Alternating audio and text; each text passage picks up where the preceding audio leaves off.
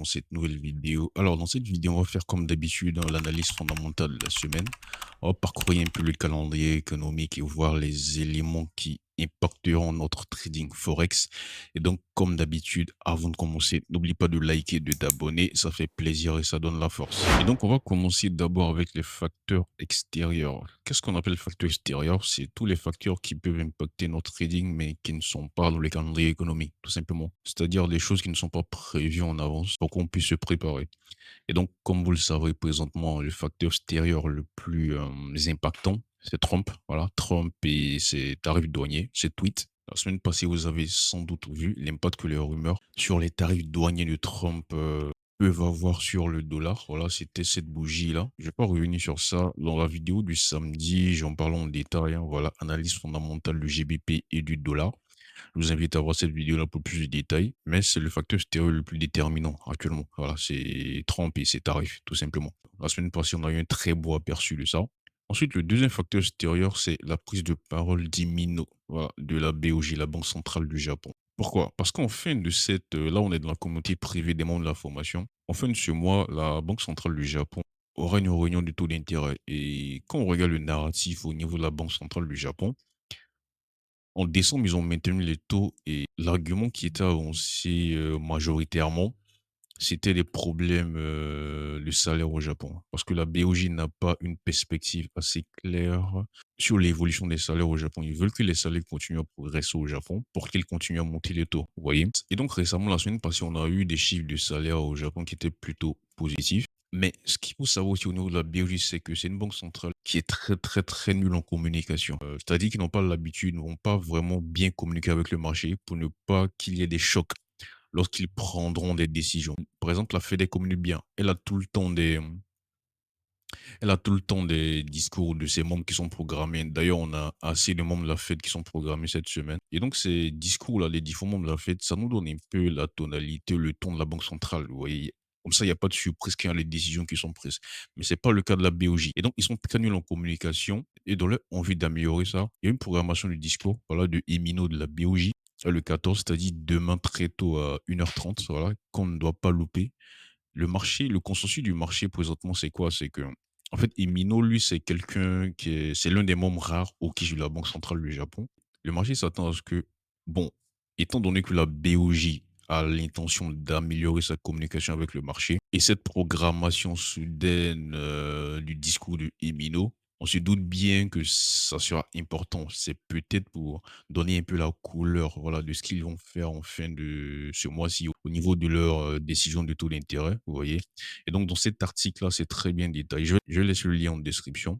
Et donc, c'est ce que le titre dit ici. Le programme inattendu des discours de la BOJ renforce les opinions sur la hausse des taux en janvier. Et donc, ils ne veulent pas surprendre le marché. Voilà. Et donc, probablement, lors de cette prise de parole à 1h30 de Imino, en fait, il va s'exprimer devant des chefs d'entreprises locaux au Japon. Et ensuite, dans la foulée, il y aura une conférence de presse, vous voyez. Et donc, c'est l'article qui est là, il est très intéressant. D'ailleurs, sur ça, je me suis basé hier pour prendre position sur le CHF parce que le marché, lui, se dit quoi? Le marché, lui, s'attend à ce que sa prise de parole soit au quiche. Voilà. Et donc, comme on sait que le marché se place toujours par anticipation, bah, c'était très probable que le yen performe, vous voyez, avant sa prise de parole de demain 1h30. Et donc, moi, je suis rentré. Et donc, c'était mon analyse, hein. Dès que le marché a ouvert, voilà, j'ai tenté cette position de vente sur le CHF yen parce que je suis baissier sur le franc suisse. Et donc, c'est ce que j'ai mis ici. Vous pouvez mettre pause, hein. Je suis entré ici dès que le marché a ouvert, tout simplement. Et donc, c'est ce que je disais. Si la seule raison à ce trade, c'est que je m'attends à ce que le yen performe un peu en attendant la rencontre d'Imino demain 1h30 avec les chefs d'entreprise suivi de la flux de sa conférence de presse. Voilà. Et donc, vous pouvez mettre pause pour lire ça. C'était un petit risque sur cette position. Ça, c'est un exemple de cas concret de pratique de l'analyse fondamentale. Parce que on peut avoir toute la théorie au monde. Si tu ne sais pas comment appliquer ça pour prendre position, bah, tu ne vas pas progresser en fondamental tout simplement et donc c'est le but de la communauté privée, au fait. Ça, je vais pas partager ça, comme ça sur Telegram, en public, non. C'est dans la communauté privée. D'ailleurs, on me pose trop de questions concernant la formation en privé. En fait, la formation, c'est le premier lien en description. Quand vous arrivez sur le lien, tout est détaillé sur la page de vente. Quand vous arrivez sur la page de vente, je vais vous montrer ça. Vous allez arriver sur la page, voilà. Si vous voulez intégrer la formation, vous cliquez sur «J'intègre» et vous allez remplir un formulaire. pour tous les détails au niveau des modules et tout, voilà, vous regardez juste cette vidéo-là, tout simplement. Voilà, et donc ça, c'est la page de vente. Je reçois trop de questions concernant ça. C'est juste le premier lien sous les vidéos. Et donc, cette position a été prise hier à l'ouverture du marché et voilà, actuellement, ça se déroule très bien. J'ai sorti 40 de profit, j'ai baissé le SL parce qu'il y a des risques que lorsqu'ils sortent, dans sa prise de parole, bah, qu'ils déçoivent et donc automatiquement le yen va sous-performer, il va chuter et donc avant sa prise de parole, bah, tu sors des profits, tu déplaces ton SL. Je vais même mettre le SL à BE, à break-even, juste avant sa prise de parole, vous voyez? Et donc c'est ce que je disais hier, regardez juste ici, c'est le yen qui performe, hein, voilà, sur cette journée. Ça, c'est de l'analyse fondamentale concrète, c'est pas de la magie. C'est-à-dire que tu ne peux pas t'asseoir comme ça et déduire que le yen va performer demain. Vous voyez? C'est juste en analysant. La technique ne va pas te permettre de faire ça. La technique va te permettre de bien manager ta position et tout. Ça, c'est pas de la divination, c'est de l'analyse, tout simplement. Tu analyses et en fonction de ça, tu déduis une conclusion et tu te positionnes, tout simplement. Et donc ça, c'est la pratique concrète. Et donc, il y a aussi l'un des membres qui a profité. Lui, il a profité de ça depuis même l'annonce des salaires qui était très, très, très positive au Japon. Je vais vous montrer. Lui, il était plutôt rentré sur le NZD Yen. Voilà, c'est cette belle position-là. Lui, il est rentré suite aux chiffres positifs au Japon, des salaires qu'on a eu la semaine passée. Et donc, évidemment, puisque c'est ce que la BOJ attend présentement pour remonter les taux, bah, le marché va commencer à se positionner en fonction de ça. Et donc ça, c'est seulement quand on maîtrise les narratifs au niveau des banques centrales que ça devient aussi facile parce que tu connais les attentes du marché pour que la devise monte ou baisse. Vous voyez? Et donc, c'est ce qu'on fait dans la formation et dans la communauté privée. Donc ça, c'est le deuxième facteur extérieur. Voilà le discours d'Imino demain, mardi, 1h30. Ensuite, le dernier facteur extérieur, externe, ce sont les discours de la Fed, tout simplement. Il y a assez de banquiers centraux qui sont programmés cette semaine, voilà. Et donc, ça sera intéressant aussi de voir, parce que présentement, avec les derniers chiffres d'emploi qu'on a aux États-Unis, ça sera intéressant de voir les tonalités de chacun, parce que voilà, c'était assez robuste. Présentement, le dollar continue à performer, hein. Aujourd'hui, on tourne aux alentours des 110, vous voyez. Et donc ça, c'est le dernier facteur extérieur. Maintenant, on va commencer avec le calendrier économique. Alors aujourd'hui, lundi, il n'y avait pas grand-chose dans les calendriers. Ça va commencer demain avec l'indice des prix à la production. Alors généralement, le PPI, on l'a après le CPI. On a le CPI le 15, on l'aura le 15 aux États-Unis. Généralement, on a le CPI et ensuite le PPI, mais cette fois-ci, ça sera inversé. Et donc, ça met encore plus en valeur, voilà, le PPI qu'on aura demain 14. Parce que, comme vous le savez, présentement aux États-Unis, les chiffres sont robustes. Ça contraint la Fed à être plus restrictif au niveau de ses prises de parole, au niveau des taux d'intérêt. Voilà. Je vais vous montrer. Présentement, le marché price une seule baisse du taux. Voilà. Tout 2025, hein, une seule baisse du taux au niveau de la Banque centrale des États-Unis. Et ça fait suite aux chiffres d'emploi solides qu'on a eu la semaine passée. Je vais vous montrer ça. Le NFP est sorti à 256 000, le chômage a baissé, les salaires ont un peu baissé aussi. Mais globalement, c'est de robustes chiffres d'emploi. Avant ça, le marché s'attendait à trois baisses du taux. Le marché pressait trois baisses du taux. Mais suite à ces chiffres-là, il y a eu du pricing out sévère, le dollar est passé à la hausse et donc voilà, le marché ne price présentement qu'une seule baisse du taux. Je vais vous montrer même, il y a quelques acteurs du marché aussi qui ont revu. Globalement, tout le monde a revu cette perspective de baisse du taux de la Fed à la baisse, hein, voilà. Par exemple, Goldman Sachs s'attend désormais à deux baisses du taux cette année. Et JP Morgan, eux, c'est deux baisses de taux aussi. Et Bank of America, eux, c'est carrément pas de baisse du taux cette année. Ils s'attendent à ce que la Fed maintienne les taux cette année, vous voyez. Non, présentement, le marché est ultra hawkish au niveau du dollar, de la Banque centrale des États-Unis. Et donc, quand on regarde ça, on se dit, bon, le marché est ultra hawkish. Donc, cette semaine, quelles sont les meilleures opportunités en termes du dollar? Sachant aussi que le dollar est assez haut et que le marché est ultra hawkish ici, quelles sont les meilleures opportunités au niveau du dollar qu'on peut avoir cette semaine? Évidemment, c'est si on a de bonnes nouvelles au niveau de l'inflation, de bonnes nouvelles à la baisse, parce qu'on a le CPI cette semaine. Et donc, vous voyez que si on a de mauvais chiffres, bah, le marché peut recommencer à pricer plus de baisse de taux. Vous voyez, parce que là, on est assez loin quand même, hein, vous voyez. Ça ne veut pas dire que si on a de bons chiffres, par exemple PPI ou CPI, bah, le dollar ne va pas monter ou on va encore price out baisse de taux. Non. Mais les mouvements seront plus intéressants à la baisse qu'à la hausse parce que le dollar est assez haut, le marché est ultra hawkish présentement. Et donc, on regarde ce que je viens de dire, bah, évidemment, on aura les meilleures opportunités si on a un PPI ici qui sort négativement, tout simplement. Mais le marché, globalement, il s'attend à ce que ça soit positif, hein, vous voyez. Mais les meilleures opportunités seront à la baisse. Et généralement, le PPI, c'est pas, je ne traite pas normalement. Mais cette fois-ci, je vais mettre quand même l'accent sur ça parce que bah, il sort avant le CPI, voilà. Et donc, on va regarder ça attentivement dans la communauté privée. Ensuite, le 14, on a une donnée aussi sur, au niveau de la Nouvelle-Zélande. Et en fait, ça, c'est un sondage au niveau du sentiment des affaires en Nouvelle-Zélande. En fait, ça serait intéressant pour nous parce qu'on a une position, je vais vous montrer ça dans le FS Swing Trader. Vous pouvez toujours intégrer le canal pour tester gratuitement. Dans le dernier FS Swing Trader, on a une position qui tourne sur l'AUD-NZD. Je comptais prendre des profits, sortir des profits ici, vous voyez. Là, ce qu'on allait arriver au niveau de ce support-là, mais malheureusement, c'était durant la nuit et donc tout le monde dormait, vous voyez. Et après, on s'est retourné comme ça, mais c'est pas grave. Et donc, si la confiance revient au niveau des chiffres du NZR de la Nouvelle-Zélande, bah, ça sera positif pour notre trade, vous voyez. Et donc, c'est ce qui va rendre intéressant ces données en Nouvelle-Zélande. En plus, on n'a pas souvent des données en Nouvelle-Zélande. Et donc, les quelques données qu'on a sont très intéressantes. Après, qu'est-ce qu'on a le 15? Après le 15, on a les chiffres d'inflation au UK. Ah, alors, avant le 15, le 14 aussi, on aura adjudication sur les obligations à 20 ans au Royaume-Uni. Comme vous le savez présentement, je vais pas entrer dans les détails aussi, j'ai vraiment bien développé ça dans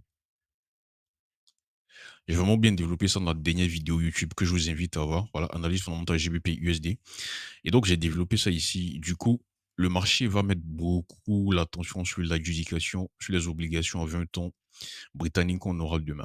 Et donc, on risque d'avoir le gros mouvement encore sur la livre. Plus de détails, je vous invite à voir cette dernière vidéo-là. Je vais pas détailler ça ici. Donc, avant même ces chiffres d'inflation-là, on aura le 14 aussi, adjudication. Et donc, ça, c'est à surveiller comme du lait sur le feu. Ensuite, on aura inflation au UK. Alors, globalement, les attentes du marché sont mitigées au niveau de ces chiffres d'inflation-là. Mais ici, le focus est mis sur les chiffres services. Voilà. Parce que ça reste toujours hyper élevé ici. Voilà, mais on s'attend à ce que ça baisse un peu. On s'attend à ce que le CPI en variation mensuelle monte.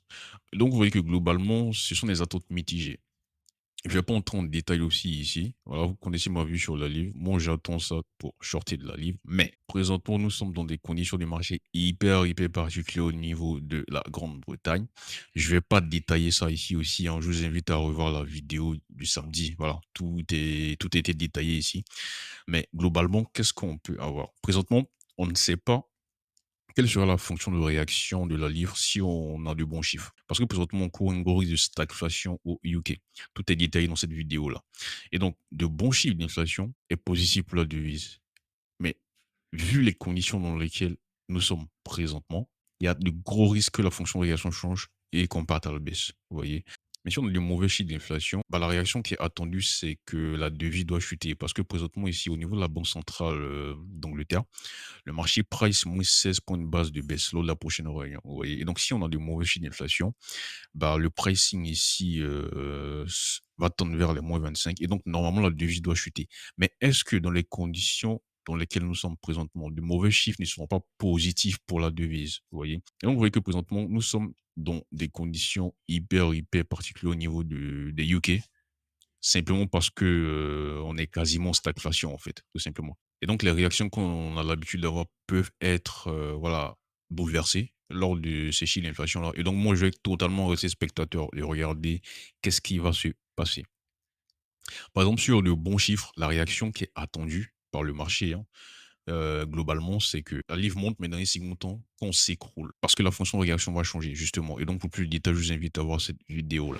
Ensuite, on va passer au 15. Le 15, on aura les chiffres d'inflation aux États-Unis. Alors, comme je disais tout à l'heure, globalement, le marché s'attend à ce qu'on ait alors, au niveau du corps, en variation mensuelle, ici, on s'attend à ce que ça baisse un peu.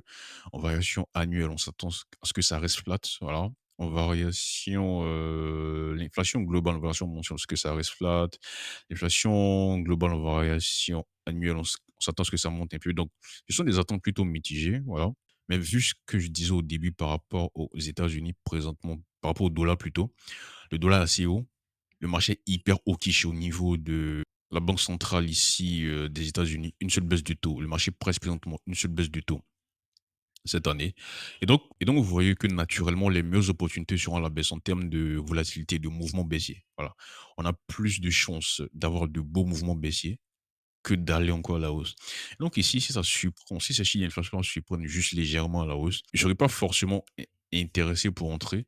Moi, je vais plutôt guetter de beaux mouvements baissiers ici. C'est-à-dire que si on a de mauvais chiffres d'inflation, vu le positionnement actuel du dollar et vu comment est-ce que le marché est hawkish, les meilleures opportunités seront à la baisse. Tout simplement, c'est ça sera assez intéressant comme mouvement violent. Vous allez le constater, ça sera instantané. Et donc, ce sont mes attentes au niveau des chiffres d'inflation ici aux États-Unis. Tout ça sera discuté en détail dans la communauté privée des membres de la formation. Et après ça, on a des membres de la fête qui vont s'exprimer. Assez de membres de la fête qui vont s'exprimer le 15. Et donc, ça fait suite aux chiffres d'inflation qu'on aura. Et ça c'est très intéressant. C'est ce qui manque à la BOJ. Parce que quand tu as des chiffres qui sortent, bah, faut que les membres sortent pour donner un peu leur avis, pour que le marché s'aligne avec ce qu'ils disent petit à petit, vous voyez. Et donc ça c'est intéressant, très intéressant de voir ce qu'ils disent ici. Globalement, on s'attend à des sorties au quiche, voilà. Et donc si tu as des chiffres d'inflation qui sortent plutôt négatifs et que ces membres-là, dans l'ensemble, sortent dovish, c'est-à-dire que si précédemment la majorité est sortie au quiche, suite aux chiffres d'emploi aux États-Unis hyper robustes, la majorité sont sortis au quiche. Donc si tu as des chiffres d'inflation, sachant que la Fed a remis son focus sur l'inflation, si tu as des chiffres d'inflation qui sont plutôt négatifs ici, bah, il y a des chances que ces membres-là, globalement, il y ait un ton moins hawkish dovish. Donc, le dollar peut corriger sévèrement dans ce cas-là. Et donc, ensuite, le 16, on aura les chiffres d'emploi en Australie. Alors, ça sera très intéressant, encore une fois, pour notre trade ici sur l'AED NZD, ici. Voilà. Parce que le but, c'était quoi? Le but, c'était que si on arrive à ce support-là, bah, on prend des profits, on déplace le SL avant l'annonce d'emploi. Comme ça, même si on a une surprise et qu'on sort ici, bon, on va sortir légèrement en profit. Bon, on a raté ça parce que c'était pendant la nuit. Ce sont les aléas du trading aussi, tout simplement. Mais on va faire avec. Et donc, ça serait intéressant pour nous de surveiller ça. Pourquoi? Parce que récemment, la Banque centrale a pris en décembre, lors de sa réunion de décembre, là, en mettant les taux, elle est sortie légèrement moins au quiche que d'habitude. Parce qu'elle a reconnu qu'il y a des données macro qui commencent à vraiment faiblir. Elle faisait allusion notamment aux chiffres de croissance qu'on avait eu. Là, le PIB, je crois, en variation annuelle est tombé à 0,8. On a même cassé le 1%. Il y avait aussi l'inflation globale qui était à son target. Actuellement, il est à 2,8 en Australie. Et aussi récemment, on a eu des chiffres d'inflation en Australie qui étaient sortis quand même intéressants parce que elle avait aussi souligné en décembre que l'inflation corps néanmoins restait toujours élevée. Voilà, on était à 3,5 d'inflation corps. Mais dans les derniers chiffres d'inflation qu'on a eu, l'inflation corps a baissé toujours à 3,2. Et donc, on se dit que de plus en plus qu'on aura les chiffres en Australie, bah, ils vont commencer à faiblir de plus en plus, vous voyez. Et donc, c'est ce que le marché aussi commence à pricer. Au niveau de la RBA, voilà, le marché presse de plus en plus de chances que la Banque centrale baisse les taux en février. Voilà, là, on a 61% de probabilité, vous voyez, de baisse des taux. Et donc là, on n'est pas encore totalement au moins 25, vous voyez. Donc, qu'est-ce qui peut faire quand on va partir au moins 25? C'est si les chiffres continuent à s'aligner par rapport à la récente sortie de la RBA. C'est-à-dire que si ces chiffres d'emploi-là sortent plutôt négatifs. Voilà. Et donc, nous, ça va nous arranger pour notre trade sur l'AUD NZD et tout simplement l'AUD va chuter. Voilà. C'est aussi simple que ça. Et donc, évidemment, je veux que ces chiffres-là soient plutôt négatifs pour que notre trade voilà, se déroule bien. Et donc, globalement, c'est sûr que le marché s'attend. Le marché s'attend à ce que ces chiffres-là baissent. Hein. Alors, les chiffres d'emploi baissent ici. On passe de 35 à 10. Que le taux de chômage aussi augmente hein, de 3,9 à 4. Voilà. Donc, ça va entrer en ligne de compte avec le narratif, la RBA, et ça va aussi entrer en ligne de compte par rapport aux récents chiffres qu'on a en Australie. Et donc, évidemment, si ça sort hyper robuste, bon, on va sortir du trade, tout simplement. On va sortir de ça. On va sortir de ce trade-là, tout simplement. Parce que si on a des chiffres hyper robustes, bah, on doit s'attendre à ce que le dollar australien performe. Voilà. Et donc, au lieu d'attendre que le SL soit pris, bah, on va sortir de ce trade-là manuellement, tout simplement. Et donc, ce sont mes attentes au niveau de ce chiffre d'inflation-là. On va en discuter un peu plus en détail dans la communauté privée. Ensuite, le 16, on aura aussi des chiffres de croissance au UK. Alors, vu actuellement le contexte au UK, ça sera très, très, très intéressant de voir comment est-ce que ces chiffres de croissance sortiront. Parce que c'est le problème présentement au UK. Les prix sont toujours élevés alors qu'on a un manque de croissance, stagflation. Pour plus de détails, encore une fois, je vous invite à voir la vidéo du samedi. Et donc ici, si on a encore des mauvais chiffres de croissance, bah, les rendements continuent à flamber, la livre va continuer à chuter. C'est aussi simple que ça. Parce si on a de bons chiffres de croissance, bon, on peut souffler un peu. Ça va éloigner un peu les risques de stagflation au UK, tout simplement. Et donc ça, c'est ma rapide vue au niveau de ces chiffres de croissance. On pourra en discuter en détail dans la communauté privée des membres de la formation. Aussi, le 16, on aura les minutes de la dernière réunion de la Banque centrale de l'Europe. Je m'attends pas à ce qu'on ait de surprise, hein, voilà. Après, qu'est-ce qu'on aura d'autre, cette semaine? Alors, on a aussi des ventes au détail, au UK ici, voilà. Ça sera intéressant de voir par rapport au narratif de stagflation qu'on a au UK présentement. Est-ce que les gens, ils continuent à ne pas dépenser? Est-ce qu'ils dépensent? Et cetera, voilà. Et donc c'est pour ça que ces chiffres-là seront intéressants le 17. Après ça, je ne regarderai pas autre chose en particulier, hein, voilà. Et donc ça sera tout pour moi cette semaine au niveau des données économiques. Je vous invite à nous rejoindre la formation sur le premier lien dans la description si vous souhaitez progresser en fondamental, intégrer l'analyse fondamentale dans votre trading. Et donc si vous avez des questions, laissez-les en commentaire et on se dit à très bientôt.